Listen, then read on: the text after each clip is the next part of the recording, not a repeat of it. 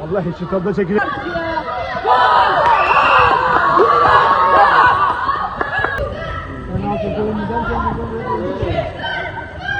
Bak. Defansı boş bırakma.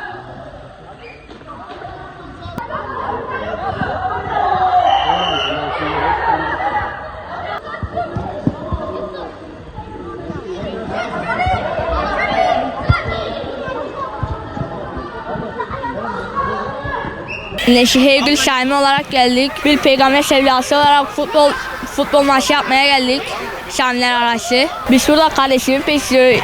Yani iyi birileri oluyor. Şamil'de Kur'an öğrendik. Sonra oysa ödül olarak bizi futbola getirdi. Sonra madalya verecek. Hayat sadece telefon oyunlarından ibaret değildir. Futbolda vardır. İlk Kur'an'ımızı okuduk. Peygamber sevdalarımız turnuva düzenlendi. Biz de katıldık.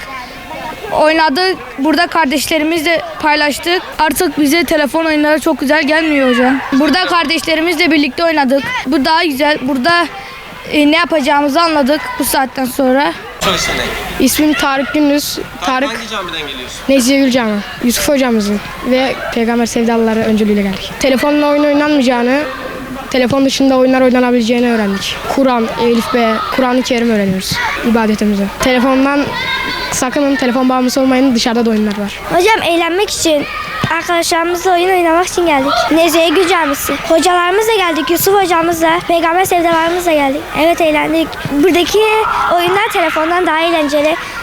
Çocuklara sesleniyorum, telefon bağımlısı olmayın, en iyisi futbol. Buraya turnuva için geldik.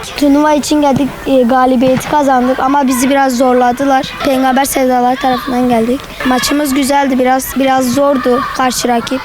Onları da tebrik ediyoruz. Galibiyeti biz kazandık.